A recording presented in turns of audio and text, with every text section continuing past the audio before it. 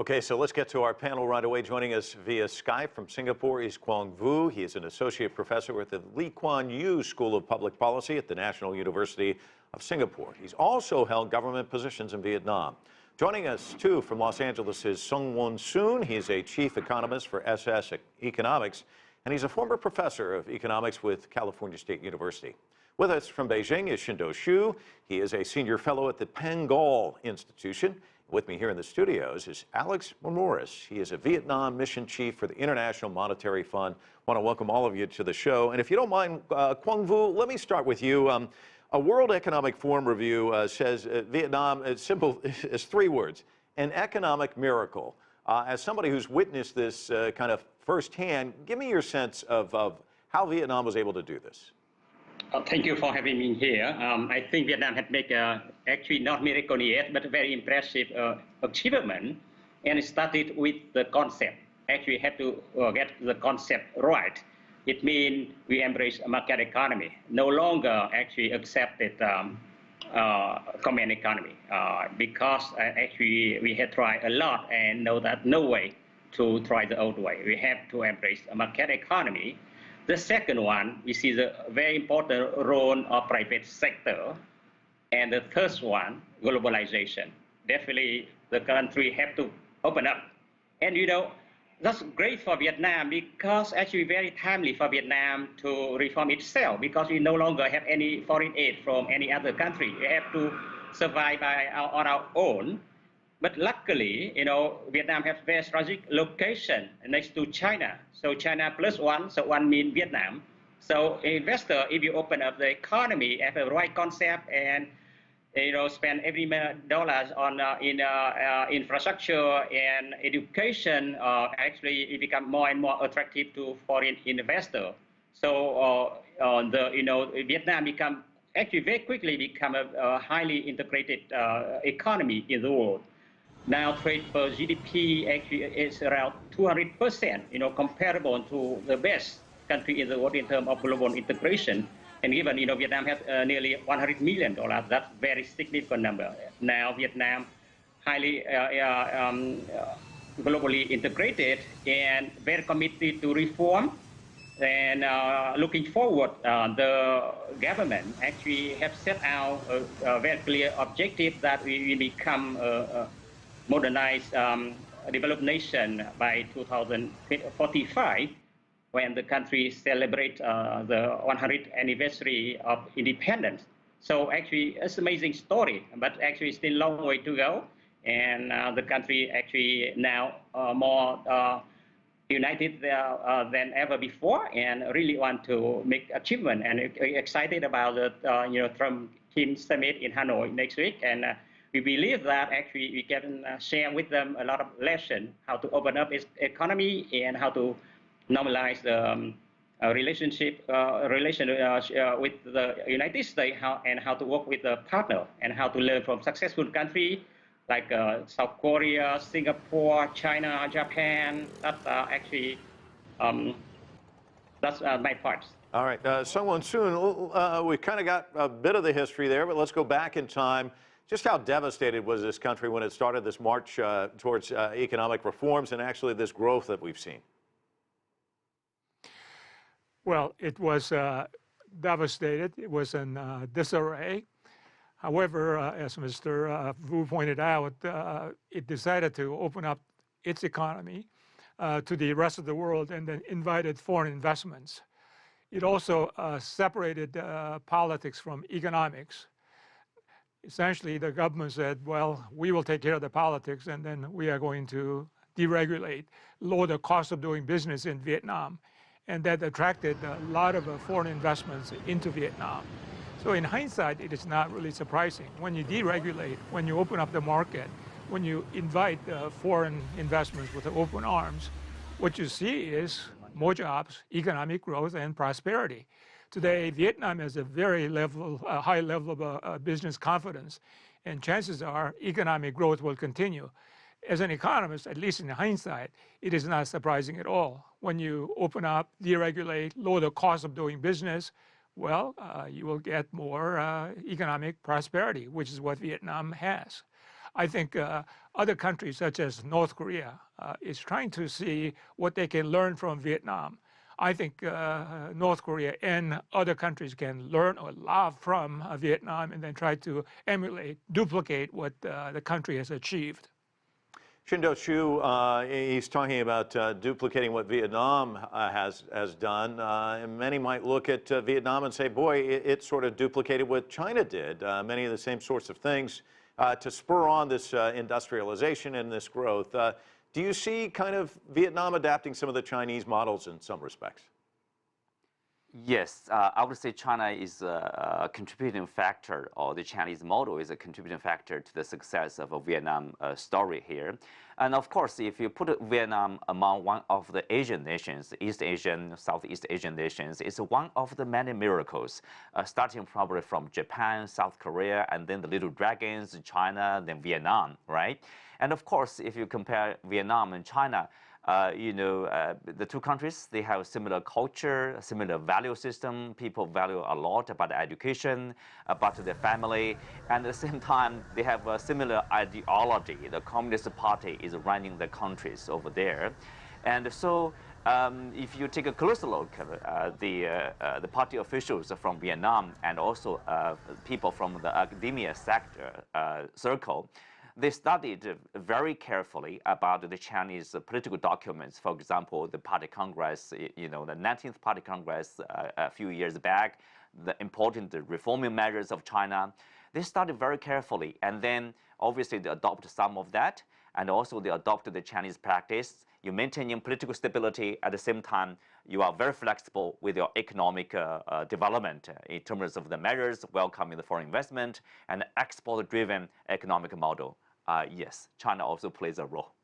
Alex, let me ask you about, the IMF, about you in general. I mean, you were there in December, you're going back in April, just visiting with you before we went on the air. This isn't something where you go and then you go back 6 months later and you don't see any kind of movement at all. This is, you can actually see the evolution of this economy when you make these visits, can't you? I mean, it's been dramatic, hasn't it? It has been. I've been following Vietnam now as mission chief for close to 3 years, and I can attest to the dynamism and the energy that Vietnam exudes in all things economic.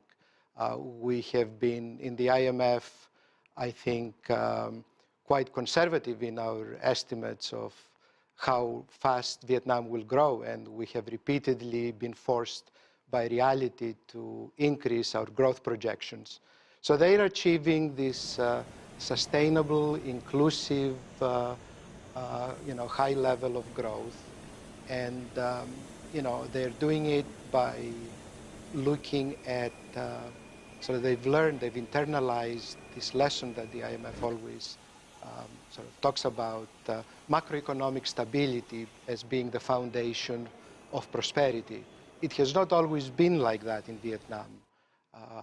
Many decades ago, even after the reform started, there were boom and bust cycles. So there would be periods of high growth that would be followed by episodes of financial instability and exchange rate depreciation. But over the last several years, I think the authorities, the people of Vietnam have understood the importance of macroeconomic stability. So they've achieved low levels of inflation, high levels of economic growth. Investment has poured in from many different countries. And so you have to give it to them. They're doing a tremendous job. It doesn't mean that the challenge is behind them. They still face lots and lots of challenges, and maybe we can talk about this going forward. And just kind of a thumbnail sketch, what are some of the challenges? Well, one of the things that people keep talking about is the global economy, that there may be a slowdown. Are they vulnerable if that happens? I mean, where do you see the vulnerabilities? Yeah, so in fact, as we look into our 2019 macroeconomic projections, we feel that there will be a little bit of a slowdown in growth, reflecting these adverse global forces at work. Our latest World Economic Outlook has brought down a little bit growth rate projections for Europe and so forth. So we think Vietnam will be close to 6.5 or so for 2019. Again, inflation will not be an issue. But yeah, we do see a little bit of a soft landing, if you like, because of the sort of less friendly or the more adverse external environment. But if I may, the challenges are also structural, because Vietnam is undergoing a dual transition. It's from plan to market, so they believe in private sector-led growth, but they're also undergoing the transition from farm to factory and services. And this transition is part of the dynamism, but it's also important that they continue to put in place policies like education, like good infrastructure, both soft and hard infrastructure in place to meet the aspirations of their youthful population. So, Won Sohn, you keep your eye on countries around the world. What do you see as some of the concerns moving forward? What are some of the kind of the roadblocks standing in the way of Vietnam continuing this enormous growth? The major concern is the availability of cheap labor. Right after the war, much of the population was tied up in agriculture, and they moved from farms to factories, and then that was a main source of cheap labor, and that was also true for China some time ago. Well, the country has been growing so rapidly, it is not exactly running out of cheap labor, but it's getting tight. So the question is, where does Vietnam get labor that might erode competitive advantages? Which means that Vietnam will have to somehow raise productivity. And that's one of the reasons why the government is emphasizing high tech. For example, Samsung has large facilities in Vietnam and manufacturing cell phones, so that Vietnam is going from agricultural to manufacturing to now high tech. So productivity gains, I think, that will be a very key item. The other challenge is Vietnam has grown in part because the global trade was expanding. Free trade, the globalization, those were really the mantras for the last 20 years or so, and Vietnam certainly benefited a great deal from it. Unfortunately, I think now the protectionism is in vogue right now, and more people are talking about putting up trade barriers. And this could hurt Vietnam because it has depended heavily on international trade and then foreign investments. This means Vietnam may have to rely more on domestic consumption for economic growth as opposed to international trade. So these are, a couple of the challenges. Of course, the political and social risk, even though, as I mentioned, government separated politics and economics, I think there's still a lot that needs to be done to free the market economy and then let it work. And that's when the economy works best. Mr. Vu, one of the things I've heard is Vietnam has this very smart trade strategy. They're not picking a leader in the world. They want to have warm relationships with the United States and as well as China. Any trade deal that comes along, they seem to jump at it. The TPP, an example of one, which of course is going to open up markets in Mexico, Canada, and Peru. Talk to me about that strategy. And also, if you can, I'd like you to touch on what Alex said, which is, it seems like Vietnam's been underestimated. For those looking at it, they think, wow, this is a great story, but they continue to just kind of grow by leaps and bounds. Yes, as you know, a country, it can strengthen your competitive advantage by two things. You have more resources, more competence. And then another way, actually, we have wise strategic positioning with effective strategy. So for Vietnam, it takes time to, increase our resources or enhance our competence. But at the same time, we can quickly, figure out the way we can position ourselves more wisely. And embracing globalization, embracing technological change, definitely this is a way to go. And along that way, we can improve our resources and competence over time. And luckily, this day, Vietnam has three things going for them in terms of synergy with global developmental forces. The first one, the Vietnamese very entrepreneurial. It means opportunity brought about by technology or opening up actually benefit Vietnam a lot. The second thing, the political system is stable, and the government are actually very committed to make huge achievement in the time to come. Therefore, if the environmental, actually the development landscape is rapidly changing, it rewards Vietnam, because Vietnam can adapt very quickly with the changes in the world and embracing all kind of factor that can boost our growth and modernization. And at the same time, Vietnam have a good history, had a very strategic location. So definitely we have some special advantage in attracting foreign investment. And we do believe that Vietnam will play the role of a platform like Singapore, but at a much larger scale in terms of creating very productive environment for a multinational company and global player to do business in Vietnam. And with them, working with them, Vietnam will grow very fast, and we benefit from the rise of Asia, especially China and India. In the short term, you worry a bit that the U.S.-China trade war and some uncertainty going on, but we do believe that Asia have very bright future. Definitely the trade war between China and the U.S. will be settled down, and the North Asia, especially the Korean Peninsula, will be peaceful and will be prospering very soon. So definitely Asia is the way to go. We have actually great hope for the success of Asia as a whole, and Vietnam will be a leading player in the 21st century. That's our belief. Qinduo Xu, he brought up the trade dispute between the United States and China. Vietnam and China have this very close trading relationship. In fact, China is Vietnam's #1 trading partner. Talk to us about that relationship and how can China and Vietnam continue to build bridges in that respect. I know Belt and Road Initiative may be one area. Talk to us about how you see that relationship growing. Yeah, I think this, the potential remains to be tapped between the relationship of China and Vietnam. Remember, for Vietnam, they have a young population. I think the people under the age of 35 accounts for 70% of the total population. So this is a big market, almost 100 million, the total population. If it can transform itself from a big factory into a service sector, so it could become a huge consumption market. And right now, China has become, if you look at their export to China last year, for example, in January 2018, China has surpassed the United States to become the #1 export market for Vietnam. Products like fruit and vegetables, 70% of their export go to China.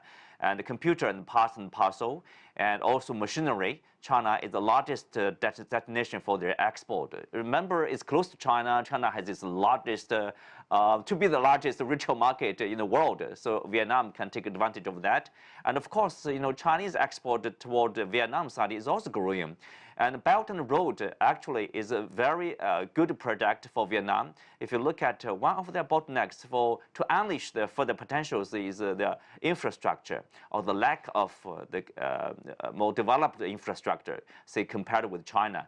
So I think Belt and Road project, the initiative, if implemented well, could help Vietnam to develop further. Alex, talk to me about the role the IMF plays there in Vietnam and how that relationship has grown. So our relationship for several years now has been one where we provide macroeconomic advice to the authorities, and also a very extensive program of capacity development, so technical assistance and training in areas of the IMF's expertise, things fiscal, how to modernize their revenue administration system, how to improve their public financial management and the effectiveness and efficiency of public expenditure. So we have a resident representative on the ground in Hanoi. We have an office there full-time. We work very closely with other development partners, the World Bank, the Asian Development Bank. And so it's an ongoing, continuous dialogue of very high quality. We believe that the fund has made a positive contribution in these fundamentals of ensuring macroeconomic stability as a precondition for sustained growth. And just to give you an example, Vietnam is well known for achieving inclusive growth. They've lifted millions out of poverty. They're providing good health and education to their people. If you look at these international achievements, the PISA scores of how well high school students around the world do, the Vietnamese score well above countries of their level of development. And that is not a coincidence, because Vietnam has has a fiscal system that raises about 30% of GDP in revenues, and then channels this in inclusive social purposes like health and education. So I think that's a lesson from Vietnam for other developing countries. Mobilize enough revenues and then use this revenue well in order to lift your population's social status and invest in human capital over time. Won Sohn, I want to ask you about what he was just talking about, and the other piece of this, which is, of course, they're hosting these talks between Kim Jong-un and Donald Trump. We see that a country, when it does this, like Singapore, it kind of also lifts their value or their view of how people see them on the world stage. How does hosting this benefit Vietnam, and then also touching on what Alex was talking about, lifting people out of poverty? I mean, poverty rates about 60% about 2 decades ago. Now it's at 20%. So this economic growth's really made a big difference. Yes. First of all, there will be a lot more attention on Vietnam as we are talking about Vietnam today. Also, there will be a lot more tourist services coming from tourism. Has been a major source of revenue for Vietnam. And then after this summit between Mr. Trump and Mr. Kim, I'm sure there will be a lot more people going to Vietnam. But also the focus on Vietnam will be intensified. And then so I'm sure the Vietnamese government will do what it can trying to promote more economic growth. As I mentioned earlier, when you talk about economic growth, it takes 3 components. First of all, you need cheap labor, and then not cheap labor, but labor anyway. And number 2, capital, and then number 3 is productivity gains. In case of Vietnam, again, as I pointed out, the labor is getting tighter. And then capital is available, especially from overseas, but given the current climate, I'm not sure how easy it is to get capital. But given the summit with more publicity, I'm sure there will be more firms coming into Vietnam with money, so that could actually attract more capital from overseas. Number 3 is, of course, the productivity gains, and that's what I said earlier. That is, the Vietnam is trying to go from agricultural, agrarian economy to manufacturing and now to high tech. The country has been very successful in doing that, and then also I think the notoriety, the publicity the government is getting from around the world, I think will help them get more foreign investments, which will in turn raise productivity. So I think this is really a win-win-win situation for Vietnam, and then hopefully other countries, including North Korea, will see what is happening and then say, you know what, I want to do the same. And then so I think that's what we're hoping. Mr. Vu, final question for you, and if you can answer it briefly, we'd sure appreciate it. I just got through interviewing Parag Khanna not too long ago, also from Singapore, the author of The Future is Asian. You were talking about how the future looks good for Asia as well. But he says this trade war between the United States and China is actually going to accelerate the Asianization of Asia, its interconnectivity. I want to get your thought on that. Do you think that's already happening, or will it also speed that up in some respects? I think China still try to work closely with the U.S. because if China really want to become a great nation, they have to have great trade relationship with the United States. But at the same time, I totally agree because of better connectivity, and now we share the same values and the concept, economic concept. So every country talking about economic reforms, trade liberalization, foreign direct investment, and they see the benefit, huge benefit from deeper integration. So definitely both ways. China definitely a factor enhancing, actually helping the Asia to rise so far. But I still believe that China cannot stay away from the US. They will figure out the way to work with the United States so that they can actually maintain a fruitful relationship, trade relationship with the United States. Now, just for their own sake, to become a very successful country. Well, yeah. we will leave it on that hopeful note. Thanks so much for joining us, gentlemen. And that's it for this edition of The Heat. Again, I'm Mike Walter, filling in for On Naidu. Thanks so much for joining us.